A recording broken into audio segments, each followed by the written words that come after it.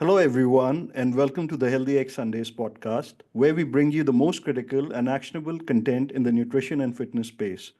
Dave from Mind Muscle Pro and I, Kunal Jain, also known as Veg Diet Coach, are your hosts. Today, we have the pleasure of hosting Craig Emmerich, best selling author, speaker, and expert in ketogenic and carnivore nutrition. With an engineering background, he takes a science driven, systems based approach to optimizing health. Co author of Keto, The Complete Guide, and the Carnivore Cookbook, Craig works alongside his wife, Maria Emmerich, at ketomaria.com, helping thousands improve their well being through low carb living. Get ready for an insightful conversation on the science of nutrition and health transformation. Welcome, Craig, to our podcast, and thank you for making time. Well, thank you so much for having me on. I'm excited to have some good discussions here. Great. So, Craig, let's talk about your journey into nutrition. What led you to transition from engineering to studying nutrition, and how has your technical background influenced your approach to metabolic health? Yeah, so the whole story kind of it originates with my wife, Maria. When we met, she had a bunch of health issues. She had PCOS, IBS, acid reflux. She had extra weight that she just couldn't get rid of. And even though she was like running marathons and eating all what she was told to eat, like healthy whole grains and low fat and all this kind of stuff, she couldn't get rid of the extra weight. And she went to there's this one time she went to the hospital and talked to the doctor and talked about these different issues, and basically the doctor was like, "Oh, those are the cards you're dealt. Here's 3 or 4 prescriptions to deal with these different issues." And she walked out of there just kind of defeated, and but I think it was the very next week, our dog was losing patches of his hair, and so we took it into the vet. Her dog, she took it into the vet, and the very first question they asked was, "What are you feeding it?" And Mhm. it was like an aha moment for her, like, because the doctor never asked that, not once, never asked it what she was eating or anything related to that, and just handed her all these prescriptions. So she just started diving on her own into, she went to college for nutrition, just kept diving into, every study and book on nutrition she could find, and just implementing this lower carb approach on herself. And as she learned things, kept implementing them on herself. And over a few, it took her a process to kind of come to where she now is as far as diet.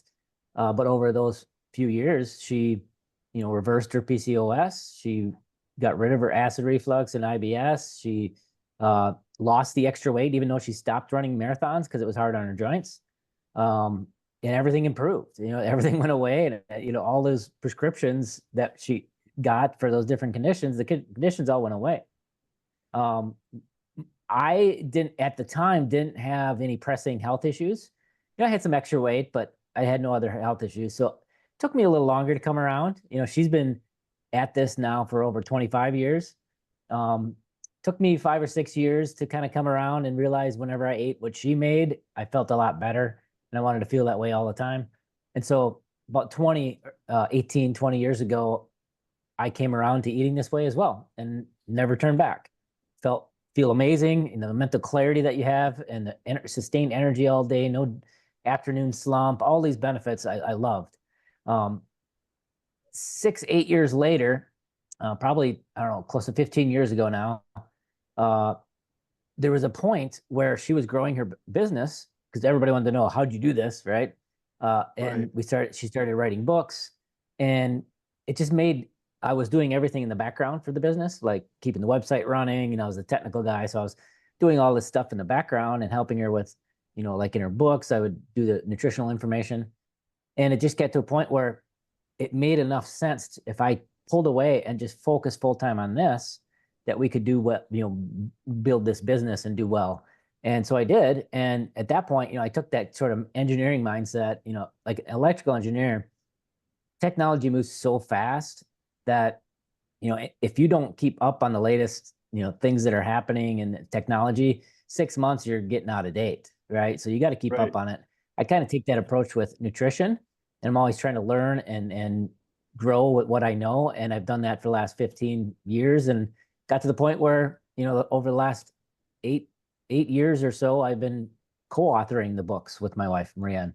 So now what we usually do is in the books, like that keto book, carnivore book, about half the book will be science and information, like the carnivore book. I'll write that science and biochemistry in the front, and then she'll do all the recipes and all of that. So it works together as a nice team. That's awesome. So, being an Thanks. engineer, did you start noticing any inefficiencies in the mainstream nutrition guidelines? Like, did you start seeing them as engineering problems? Yeah, I started to look at it as, here's my analogy of kind of where healthcare is today for most healthcare professionals versus how we approach things. Most healthcare today, they do kind of take that approach of it's just your genetics. There's nothing you can do about it. So here's a prescription, which is like a Band-Aid on the bad output, right? You're not really fixing the root cause. You're just trying to Band-Aid the output and cover it up. So, from a engineering standpoint, that's kind of like having a chip, like a logic chip that you've designed, and one of the outputs isn't doing what you want. Instead of going back, digging into that chip and fixing the inputs and figuring out why it's not putting out what you want, you put another chip on the output to try to fix the output, right? Right. That's not Right. that's not very good engineering, right? You want to go back and fix the root cause. And so that's the approach we've always taken on it. And I think vast majority of the time, you fix the root causes and the problem will fix itself. And so what are the root causes in humans? What are the inputs to humans? There's lots of them. There's, obviously nutrition is a huge input. Everything you're putting in your body, things you put on your body can be an input, chemicals and, makeups and things that your skin is your biggest organ. All that can get absorbed in your body and affect your health. Sleep, that's an important one. Exercise, sun exposure, getting common sense, vitamin D from the sun, not, obviously you don't want to be out for hours and burning, but, just, every day getting that common sense sun exposure, up your D levels. Vitamin D levels are so important for health and all that. Just all those little inputs. If you get them right, if you fix all those inputs, typically the bad outputs, things like cancer, things like insulin resistance, Alzheimer's, IBS, digestive issues, eczema, skin issues. We've seen Parkinson's, MS, all kinds of improvements with all of these different conditions just by fixing those inputs. Great Right. analogy. Thanks. Funny enough, both of us are electrical engineers too. Oh, and awesome. Yeah. There's interestingly a lot of people in this space from engineering that I like really appreciate, like Dr. Ted Neiman. He's got an engineering degree and then he went into medicine afterwards. Others like Dave Feldman, Tyler Cartwright, Marty Kendall. These are all people that really understand, in nutrition space right now, that are all engineers that came from engineering. So I think we bring a different perspective on how to fix problems. Right. So you mentioned a bit about insulin resistance while you were talking about the root causes. So I want to get into that, right? Like it's said that most of the metabolic illnesses come from insulin resistance. So for our audience, like, can you simplify like what is insulin resistance and what could be causing it? Yeah, so this is a really good topic and an interesting one because my understanding and the people I follow, like Ted Neiman, Marty Kendall, others who understand this problem, look at it a little differently than some of the other people in this space, keto, low carb, all that.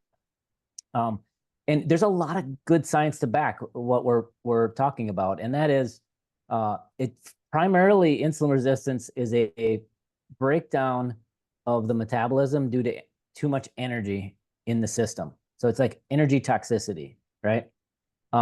Your fat cells can only get so big where they'll then reject insulin become insulin resistant at the fat cell because it doesn't want to burst, right? It's kind of like a balloon. You can only fill it so much, and then you got to stop. Otherwise, it's going to burst. And the fat cell is really just protecting itself by rejecting insulin, so no more fat can go in it, so it doesn't get too big, right? So, but here's the problem with that. Most people, genetically, we stop producing new fat cells, a lot of new fat cells at a certain age. So you get sort of a fat threshold. So you get this point where, and usually it's like when you're a toddler. When you're toddlers, people, they tend to make lots of new fat cells, and then it just kind of shuts off. And then from that point on, for the most part, you just fill and empty the fat cells that you have. And the issue with that is if you didn't make a lot of fat cells, either just genetics or other factors, you don't have a lot of fat cells to fill up. And so when a lot of these fat cells get stuffed and rejecting insulin, now the body is becoming insulin resistant because the fat that's coming into the bloodstream, the body is trying to store it off in the fat cells where it wants to store the fat. But the fat cells are all rejecting insulin, saying, I can't store any more fat. So the fat will sit in the bloodstream, triglycerides go way up. The fat will, insulin will start to go way up as well, because the body doesn't like a lot of fuel in the bloodstream. The body really likes to tightly control the fuel in your blood. Right now, we're all sitting here not doing anything, sitting in a chair. We're not active. We have about 80 to 100 calories of total energy in your entire blood volume. That's all the glucose, all the ketones, all the free fatty acids in your entire blood volume. When you eat a meal, 1,000 calories or 800 calories, that's a lot of fuel coming in, and the body's trying to store that off. But again, if the fat cells are all, many of them are stuffed, it's not taking it. So insulin says, okay, I'm going to go up higher till like this fat gets out of the blood, lowers the energy in the blood. Still doesn't take it. I'm going to go even higher. And so that's why your fasting insulin goes up and up as you get close to what's called a personal fat threshold, that threshold where too many of your fat cells get stuffed. And eventually the fat will then accumulate where you don't want it. It'll accumulate in the liver. You have fatty liver. In the pancreas, you have fatty pancreas. And that's metabolic syndrome, right? Fatty liver, elevated insulin, elevated triglycerides in the blood, just too much fuel around and no place to store it. And the personal fat threshold says, if you don't have a lot of fat cells, then you don't gain a lot of weight before you become insulin resistant. And that's why you can have people that are, 120 pounds and insulin resistant. And then on the other end, if you have a lot of fat cells, it takes a long time to fill them all up. So you can get to be 100 pounds overweight and still have metabolic markers, low triglycerides and low insulin, and look fairly metabolically healthy, even though you have 100 extra pounds of body fat. So it gives you that spectrum of why somebody can be leaner and insulin resistant or heavier and not. It all depends on what your personal fat threshold is and how much of those fat cells are stuffed. So that's kind of how it breaks down as far as insulin, the root cause of insulin resistance. So this basically explains why Indians and South Asians, even though we are not, most people are not obese, have a high prevalence of diabetes. Yeah, exactly. It's kind of the Asian paradox, if you will, that you have the genetics are a huge factor of your personal fat threshold. In different populations, they genetically overall typically have a lower personal fat threshold. And so then you get insulin resistant quicker without gaining a lot of extra weight. Right. So this is very interesting coming from somebody in the keto carnivore space, right? Like we see folks from your community who generally has this idea that fat is free food. They eat like butter. So where did this thought process evolve in you? Like, where did you make the switch into this newer? Yeah. So, over the 20 plus years of doing this, we've always had a couple principles. Number one, I come from engineering, so I'm always trying to learn something new. I'm always learning what the latest thing is, what works, what doesn't work. I'm never kind of hedged into a certain dogma or anything. And so over the 20 plus years of helping clients, we kind of just follow what works best. And we see, there were definitely times when we were kind of looking at that higher fat approach, and when our clients would use it, they just didn't see the results they would if we just prioritized protein and moderated the fat a bit more. So we always just kind of follow what works best, and then back that up with the science understanding that we're learning.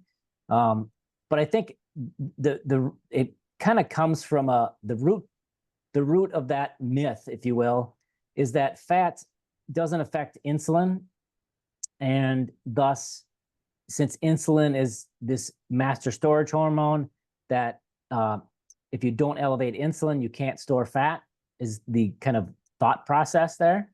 But it's flawed on a couple levels. First of all, fat will affect insulin. In the short term, postprandial, it's just a little bit compared to, protein is more and carbohydrates are even more of their stimulation of insulin.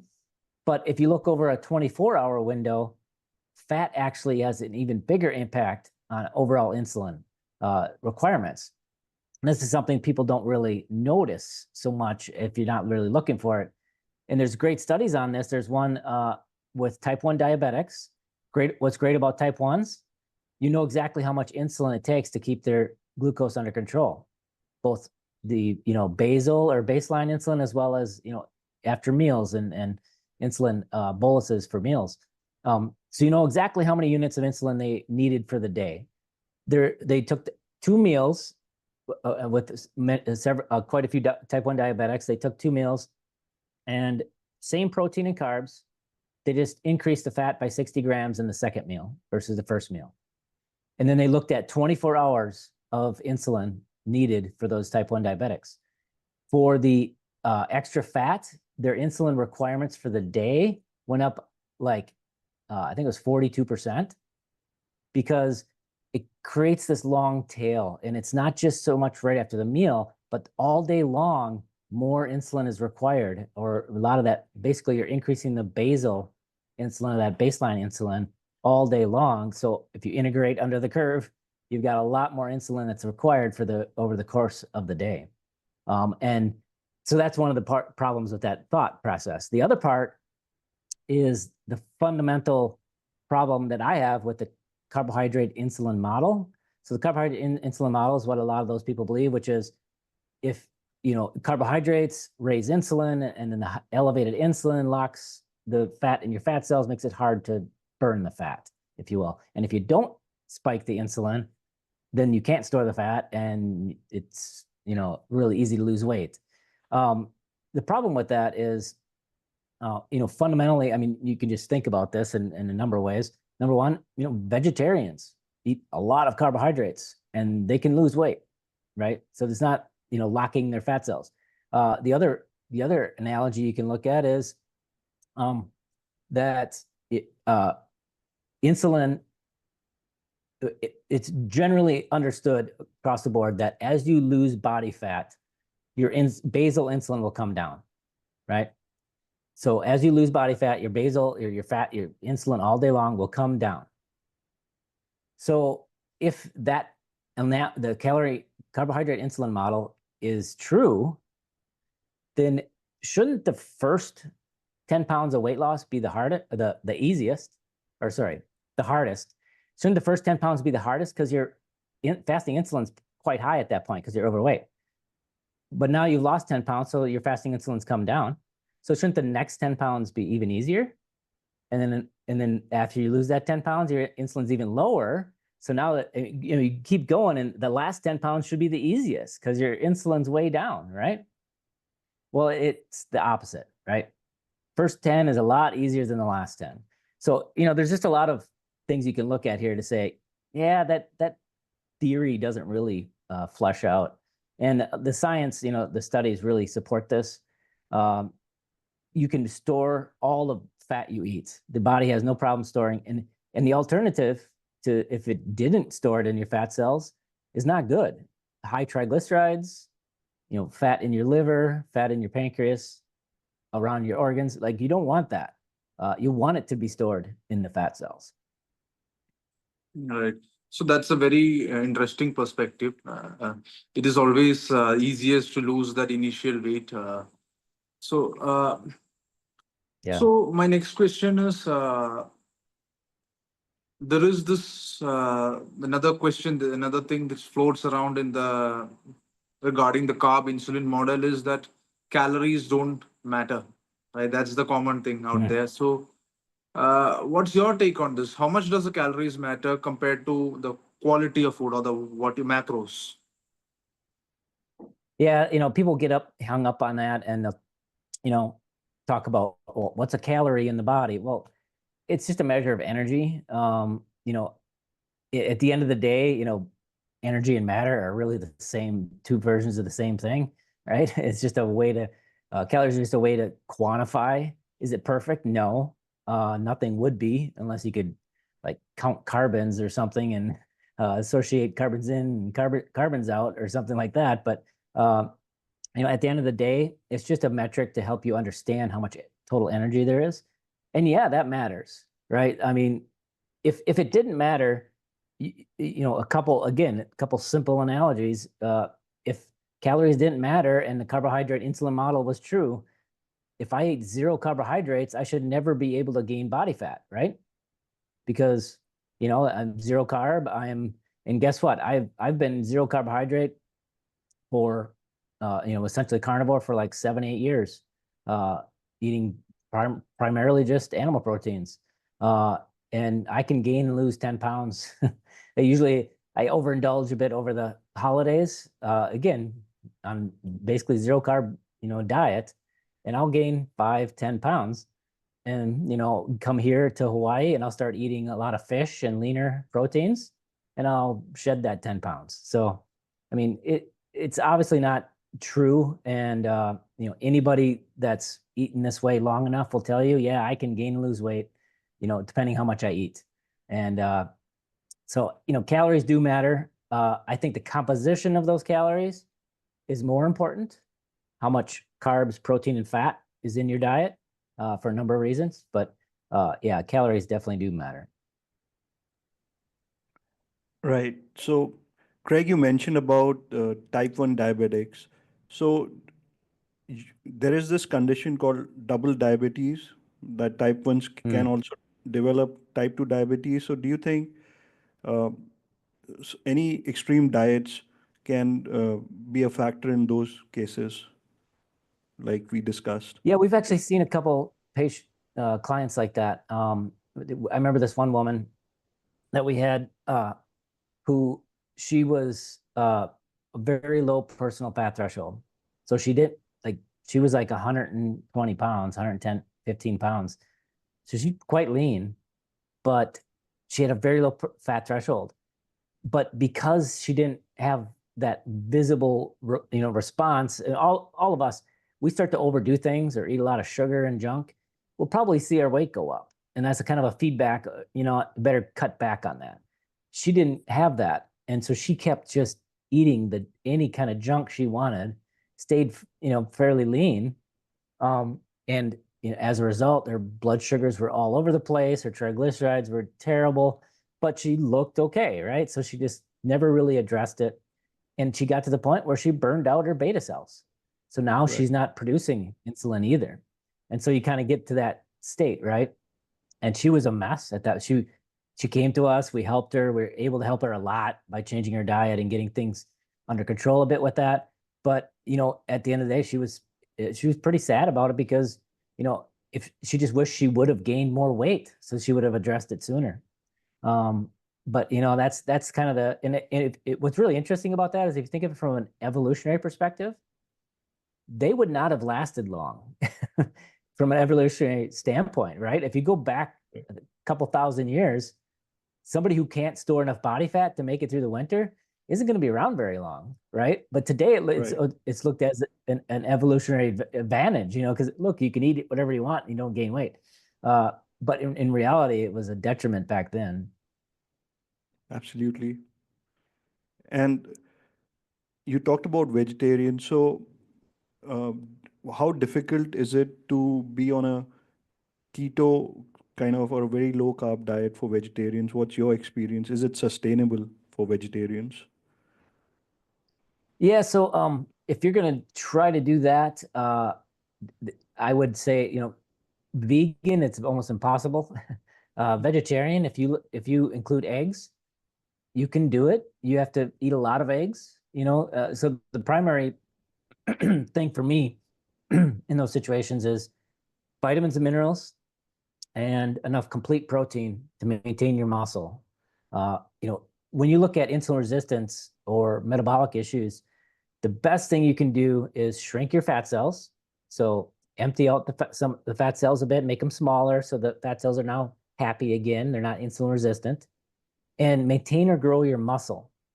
By maintaining or growing your muscle mass, you're giving more places for glucose to be stored.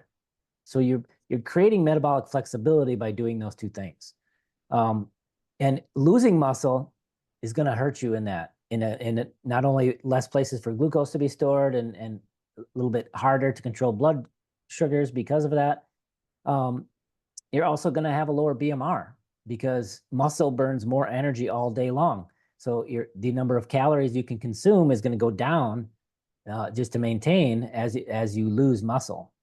So gaining and maintaining muscle is a very critical part of reversing insulin resistance and a lot of health detriments. So from a vegetarian standpoint, I'm going to now look at where am I getting my complete protein from?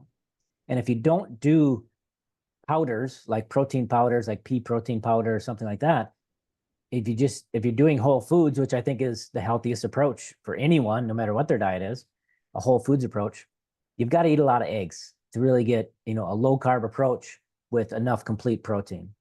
Plus, the eggs have a lot of vitamins and minerals. The other part of it is the vitamins and minerals part. In our book, I put a whole chapter in there about where our vitamins and minerals are coming from, because I think a lot of people don't really understand that. If you give most people a plate with a steak, some kale, and some blueberries on it, and you say, where are most of your vitamins and minerals coming from?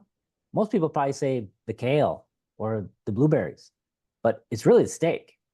I took 13 of the top vitamins and minerals and plotted them out against each other, and steak blows them out of the water. So your animal proteins are some of the most nutrient dense foods you can eat. So that's where you're getting most of your vitamins and minerals. And that's why I think prioritizing protein, complete proteins, to not only get your vitamins and minerals, but also to maintain your muscle and maybe grow muscle is so essential for health. Right. So you spoke about this case about the person with the low personal fat threshold. So that reminds me, like the other day, there's this thing about a triathlete, Lionel Sanders, if I recall the name correctly. So Yeah. if you look at it, like you come across a lot of cases of marathon runners and a lot of professional athletes who run into pre-diabetes and diabetes. But looking from the outside, they are pretty fit, right? So how do we Yeah. explain this? Yeah, there's definitely other factors in those kind of situations. There's they obviously do a lot of carb loading and do extreme, carbohydrate intakes, which is going to contribute, to the elevated glucose all the time, and overall A1C and all that can be affected by just extreme amount of carbohydrates that they put in when they do these activities. I think I don't think it's really fully understood why they become this way, being so active and staying fit. One of the possible things that in the discussions on that post, somebody brought up is maybe that there's some damage that's done to the small capillaries when you're such an extreme athlete, that the constantly elevating that glucose that causes inflammation with insulin, that maybe those small capillaries around the fat cells are becoming damaged, and thus the fat cell becomes damaged in a way that it can function, and that will lower your personal fat threshold as these fat cells get damaged and impaired. I also theorized, one of the things that you also see in these kind of athletes, which is really interesting. If you look at their muscles, they look a lot like a diabetic's muscle in that there's a lot of fat, intermuscular fat. And usually when you're, again, back to insulin resistance, as you get into more insulin resistant, your body's trying to find places to store fat. It can store it in the liver, pancreas, but it can also, intermuscular fat builds up too. It's just pushing fat wherever it can push it because the fat cells aren't taking it. Well, in athletes, you'll see the same thing, but it's not because of the insulin resistance. It's because they're actually, the body is saying, you know what, these muscles over here really need energy a lot. So I'm going to stuff some fat in them so that there's energy available right there. It's basically solving a problem of delivery of the energy by putting the fat into the muscle right where it can be delivered to the cells, to the muscle cells. But since that is a very similar state, if you will, as a insulin resistant person, maybe there's some metabolic effect over time that can happen because of all this fat in the muscles. So there might be, an effect there as well that's impacting these situations. It's hard to say, but it's definitely an interesting case that I think needs to be studied more. Right. So, anyone listening to our podcast would obviously get this doubt whether fats and carbs are interchangeable, right? Like, if we go by this theory of energy toxicity, you can come to the conclusion that they are interchangeable, and even you can go as far as saying that fats are worse than carbs if you go by the calorie count, right? So, Yeah. so what's your take on this? Is a low fat diet Yeah, equally effective as low carb diet? I think it's clear that for fat loss, either can work. Both.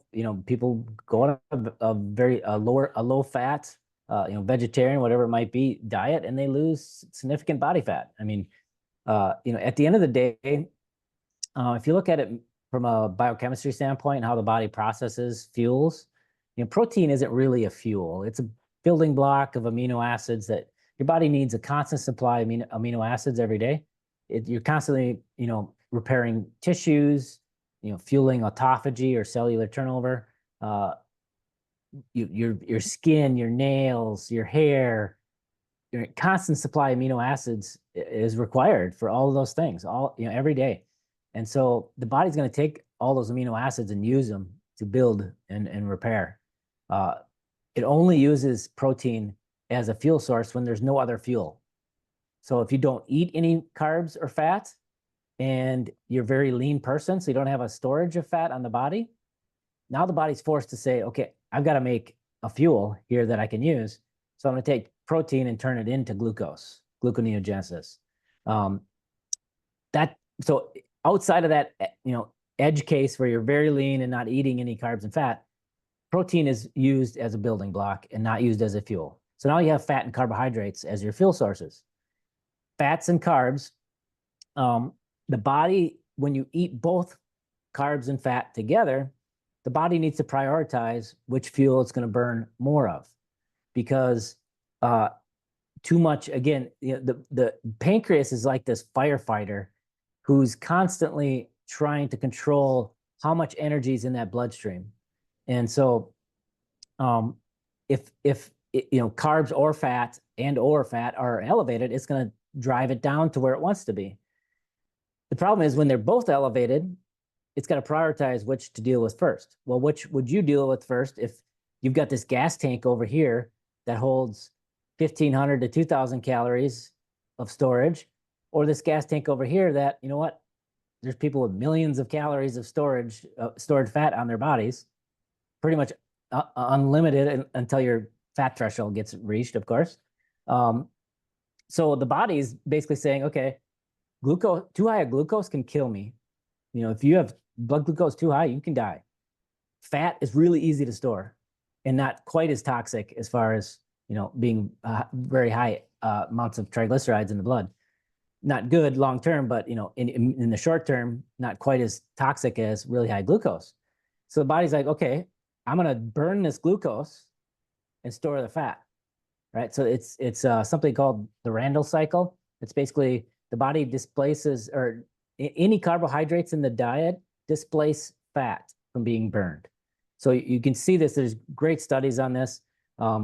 They have the same total energy in the meals, but they just switch carbs and fat, and then they mark it so they can see what's actually being oxidized in these people's bodies. And they'll see that as you increase carbs, the amount of fat oxidized goes down. As you decrease carbohydrates, the amount of fat that's being oxidized in the body goes up. So carbs just displace how much fat you burn for fuel. So from that perspective, yeah, I think it holds true. You definitely don't want both elevated. That's how you gain obesity for sure. But I look at it more of what do each of those then do to your self. And obviously, people can thrive either way. There's people that do either way and do well. We find that people with a history of obesity, when you start elevating carbohydrates, you start driving these hunger cycles. And one of the great things about this, low carb approach is that you have that sort of sustained energy all day long. You don't have the cravings and crash cycles that you get with a higher carb approach, because when you elevate, eat a high carb meal, your glucose is going to go up pretty quickly in the bloodstream, and so insulin's going to drive it back down. And as that blood sugar rapidly falls and maybe goes too low, you're hungry again, because whenever blood sugar is rapidly falling or dips too low, you're going to drive hunger hormones. And so that's why you can eat a 1,000-calorie flurry, milkshake, and 2 hours later, because your blood sugar is now crashing because it had the hundreds of grams of sugar that you had to deal with in the bloodstream. 2 hours later, you could probably eat again, even though you ate a 1,000-calorie milkshake, right? And that's part of that hunger cycle, where you eat 1,000 calories of eggs, you probably want to eat till tomorrow because you're just going to be sustained for a long term. So that's why we definitely promote the lower carb approach for just being easier to stick with. And we find too, when you fuel yourself on primarily fat, you get so much more mental clarity and sharpness and focus. Your brain just loves running on ketones. So when you say low carb, is there a number of grams of carbohydrates which you refer to? Yeah, when we're talking to people about, I mean, obviously with any macros, it's very much goal dependent. What's your why? Why are you eating this way, and what are your goals? If somebody's trying to lose weight, we'll tell them try to stay to 20 grams or less total carbs, and then adjust the fat based on your activity level and your goals and all that. Protein should always be prioritized, no matter what your goal is. Again, to provide enough to maintain and build muscle, to get all those vitamins and minerals. And the amount of protein kind of depends on the person, right? A 5 foot tall, leaner woman is not going to need as much protein as, a 6 foot tall man with lots of muscles. So, we base it on height or on lean mass, how much muscle you have to maintain. So that becomes your protein goal. So get at least that much protein every day, keep carbs to, 20 grams or less, and then moderate fat a bit if you're trying to lose weight. If you're trying to maintain, then up the fat a bit and just find that maintenance point. So just you use fat as a dial based on those goals. Right, Craig. And what about blood work? Is there any basic blood work which you look at? Yeah, there's lots of interesting markers. Generally we tend to look for, a fasting insulin is always a good idea, I think, and it's one that isn't run as much as it should be. People will look at fasting glucose, and fasting glucose in somebody that, is fully into insulin resistance already, or at least starts of it, can have pretty normal looking fasting glucose, but the problem is, if you don't look at fasting insulin, you don't know what's going on in the body, how hard it's working to keep that glucose under control. And so if your fasting glucose is normal, but your fasting insulin's 20, it means your pancreas is working really hard to keep that fasting glucose where it should be. And so looking at those two together can be very helpful. And there's something called HOMA-IR, which uses fasting insulin and fasting glucose to come up with a number that indicates how insulin resistant you are. So that can be very helpful. Outside of that, triglycerides are always good to see if your body's, you're getting close to that personal fat threshold, because that's one of the best examples is triglycerides will start to shoot up. Inflammation is always good. Inflammation, chronic inflammation is a stem of many diseases. So, CRP, sed rate, those kind of inflammation markers are always a good idea. Those are some of the top ones that we look for. And how do we determine someone's personal fat threshold? You talked about triglycerides. How to practically measure it and implement it? Mm-hmm. Well, there's a couple. I think that HOMA-IR is a good indicator of your insulin resistant state. So if you can look up, you can Google the calculation, but if the HOMA-IR is low, like I think it's below 1, you're fully insulin sensitive. If it's above like 3, I think it is, you're fully insulin resistant. So that's a good metric. You can also look at fasting insulin and fasting triglycerides. So if insulin's really high and your triglycerides are really high, it's telling you the body's not able to store the fat, right? It can't get the fat out of the bloodstream, which tells you that those fat cells are not accepting it. And so that could be a good indicator too. Right. And Craig, you talked about metabolic flexibility. So it's like choosing between fuel as carbs or ketones. So how do we determine that a person for long-term health should choose which thing? Like keto can be like on the ketone side, and a high carb diet, low fat diet can be on the other extreme side. But how do we decide that, okay, this is what's going to work for me? It's really individual. It's about personal preferences. I didn't talk about some. I initially started this lifestyle because I felt great on it, and I didn't have any big health issues. About 8-9 years ago, I started getting pain in my back, in my neck, and shoulders, and it just got worse and worse. And finally, about 6-7 years ago, I started trying to figure out what was going on, because I couldn't throw a football as far as my young son, and things just weren't working the way they should. Long story short, I had Lyme disease that you get from a tick that caused CIRS, chronic inflammatory response, where your immune system's going nuts, and that triggered an autoimmune reaction of ankylosing spondylitis. And so I have like fused vertebrae in my neck and stuff. But I've got the inflammation under control now, finally, after 6 years of doing treatments and different things. But through it all, what really helped me with the inflammation and pain was eating closer to a carnivore diet, where I eat very low carbohydrate, mostly animal proteins. And that's worked really well. It helps me control my pain. And so for me, it works. I enjoy animal proteins. I eat mostly animal proteins in my diet. Now that I got my inflammation under control, I can eat different things, a little more plants and things that I like if I want. But that's what works for me. Somebody else, that might not work well for them, and they like different vegetables and plants and want to include them, and that's great as long as you keep those factors under control. And I would say get enough protein, no matter what approach you go with. And as long as you keep your body composition in a good place, good muscle mass and maintain or grow it, not too much fat, and the fat cells are small, you're in a healthy metabolic state. So, however you get there, I don't have a problem with that. But the approach that works well for me, as well as our clients that come from a place of obesity where they've struggled with for so long, keeping a lower carb approach definitely helps them maintain it. Right.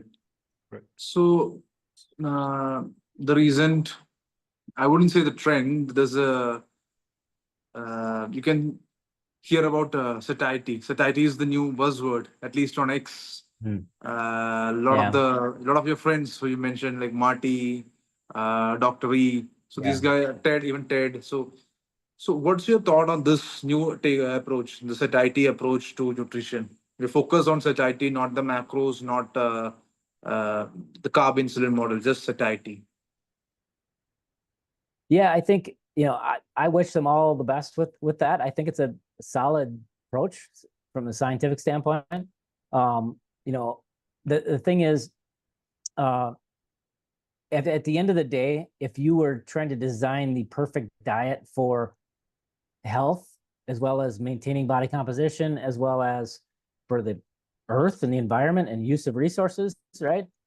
You would want to consume the least amount of calories possible to get enough protein to maintain and build your muscle mass, as well as enough vitamins and minerals to, get the vitamins and minerals your body needs to function properly, all in the lowest number of calories that you can, right? And I think that's what satiety per calorie is trying to get at, right? I think they're trying to get, let's focus on the nutrient dense foods that drive satiety. And, if you eat more of those, you're going to end up consuming less calories and get the nutrients your body needs. And I think that it's a solid approach. It's kind of for more mass market, if you will, than people that don't want to go to like a really low carb approach or something like that. Could be appealing to a bigger audience. I do still think that a lot of the people with obesity that we work with will do better in a low carb setting. But again, their model fits that. They don't dictate either way. And they're very much proponents of a lower carb approach in general. But where you fall on that spectrum, that's kind of where they're playing with, and that's very individual. Right. So since we talked about carnivore, what's your take on fiber? That's kind of a controversial thing. Yeah, personally, I don't see what the supposed health benefits of fiber. I don't buy it because, first of all, most of those are like observational type studies where they give somebody a food questionnaire. What have you eaten in the past 2 years? And you're supposed to fill out the food frequency over what you ate over 2 years. And it's hard to really get any correlation out of those kinds of studies. But again, at the end of the day, something that your body does not use at all and just goes through you, how is that beneficial to your health?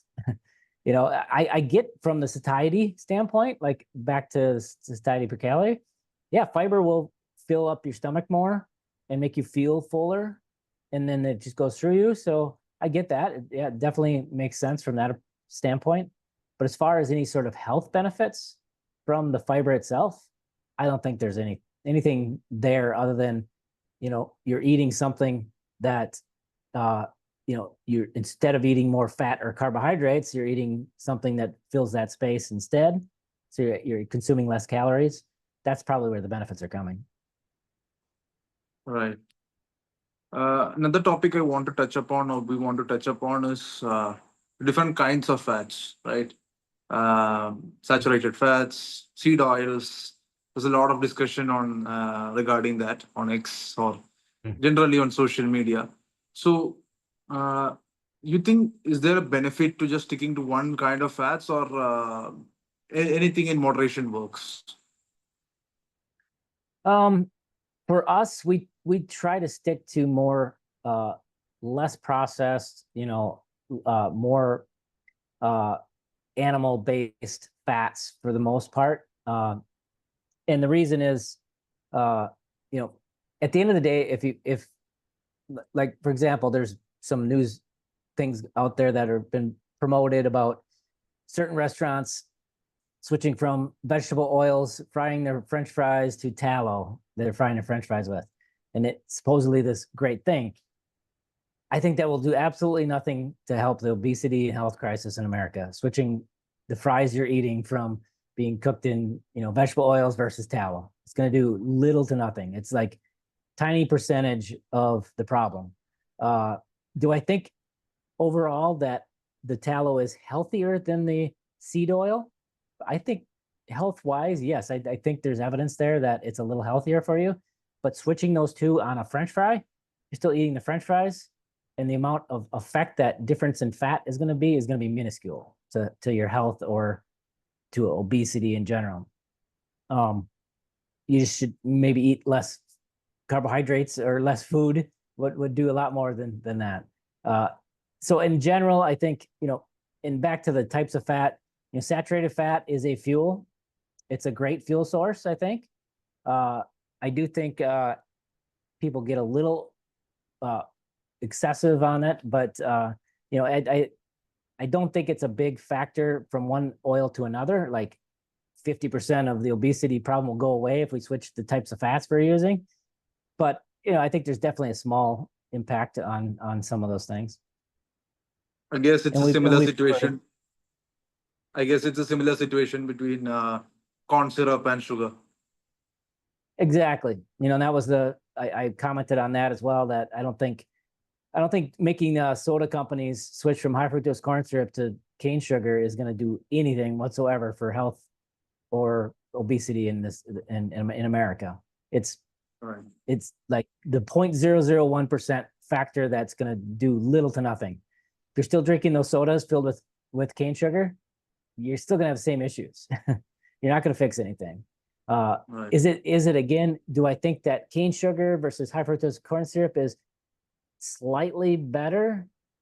Maybe. It's all you're really talking about is 50% sucrose and 50% fructose in the cane sugar versus 55% fructose and 45% sucrose in the high fructose corn syrup. Is a 5% shift of fructose really going to make any difference? I don't think it's that big deal. Right. So final question from me is, in all your experience, like what are some of the practical difficulties when doing a very low carb diet? Well, one of the things people feel or complain when they come into this approach is that variety of food, being able to enjoy the things that they're used to enjoying, and that's where my wife comes in. She's a chemist in the kitchen, and she's really good at knowing how to substitute one or two ingredients and create something that has the same texture and flavor profile as the traditional recipe, but just in a lower carb approach. She's got lots of examples of this. Some really interesting recipes, especially like with eggs. Eggs are such a versatile ingredient. She makes everything from bread to pudding to, you name it, from eggs. One of the viral recipes that she's had is their hard-boiled egg pudding. And so what she does, the story behind this is our son, Kai, would not eat eggs, no matter how we cooked them, no matter how we tried it. And at the time, we did not have a lot of money, and eggs were one of the cheapest sources of a good protein and vitamins and minerals. And so we're like, we're going to get eggs in this kid somehow. So she takes a blender and she throws a bunch of hard-boiled eggs in it. And she's like, okay, I'm going to put some like coconut milk and some sweetener and some cocoa powder, blends it up, and it made the best chocolate mousse you've ever tasted. It sounds crazy, but you can actually go to our YouTube and watch my wife cook that recipe with Halle Berry. So the actress Halle Berry, we did some cooking demos with her. And before it started, she's like, Maria, I'm not eating pudding made from hard-boiled eggs. And she just couldn't wrap her head around it. But, at the end of it, she tried it and she's like, this is like decadent chocolate mousse. It's so good. But, she's awesome. But yeah, Maria is just a whiz at turning those recipes. We have tons of books now with any recipe you can think of, just modifying a few ingredients or changing things up, and you get a very similar result that's lower carb. And that I think is one of the big keys, is to keep people on it, is being able to still have those foods they love, just changed a bit with a few ingredients.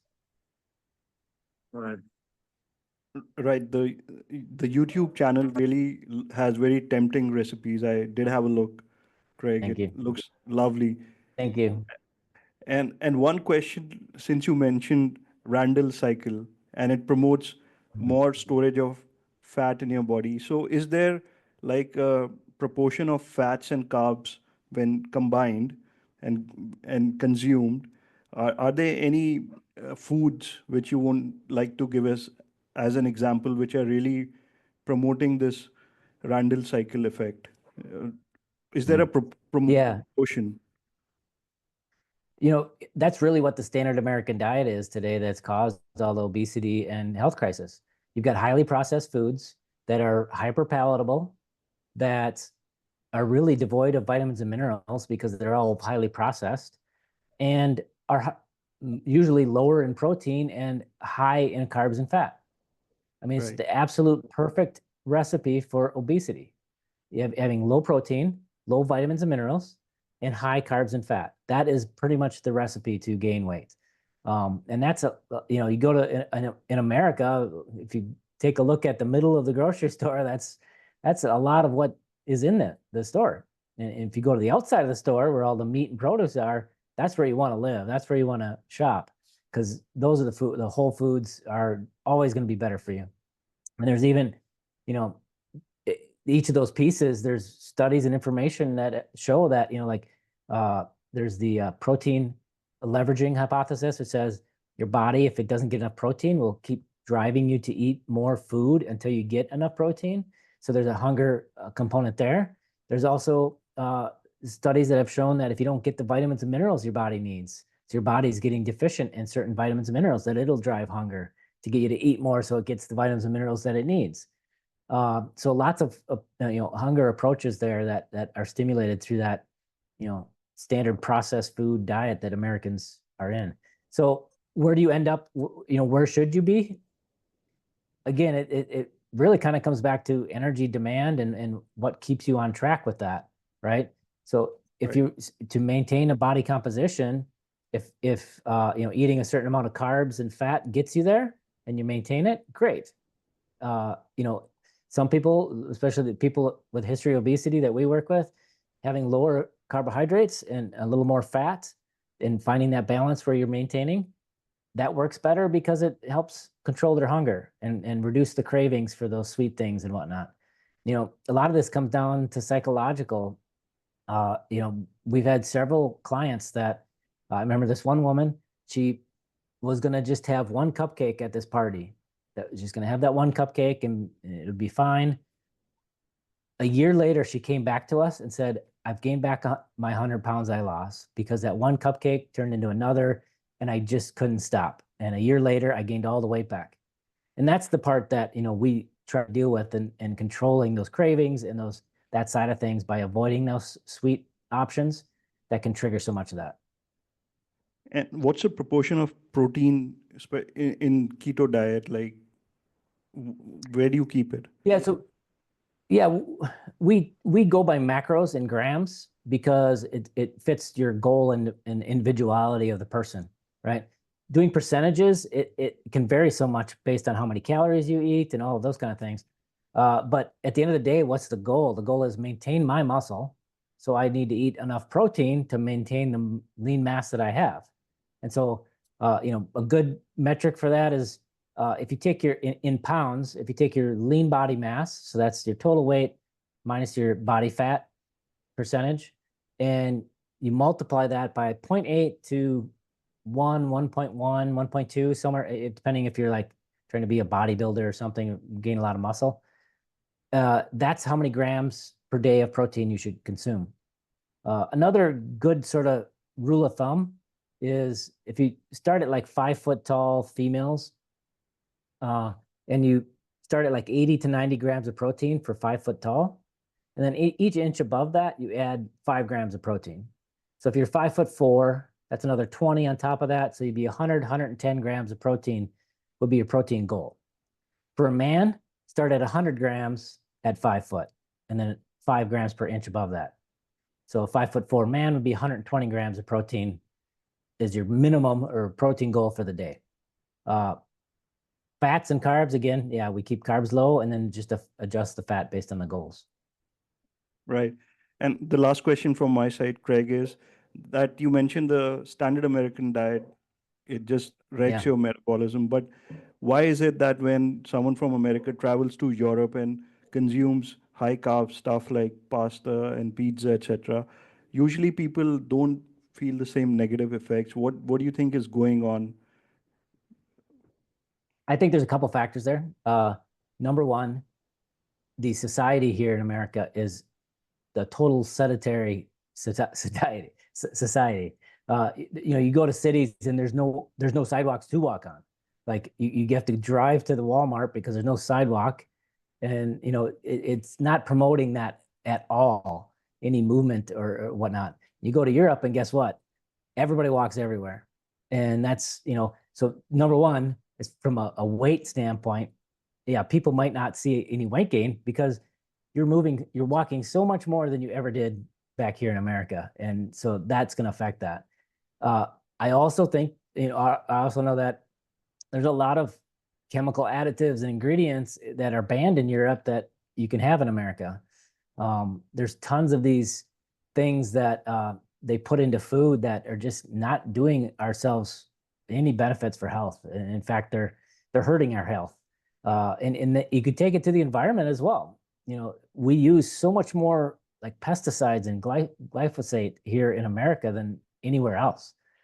That can get into your food products and everything. It's a pervasive problem, and so I think that is a big factor too. Is all the environmental and toxins and chemicals and additives that are allowed in food here versus other places is a problem for sure. Right, Craig. So I think we are done with the questions. Any closing thoughts from your side? Awesome.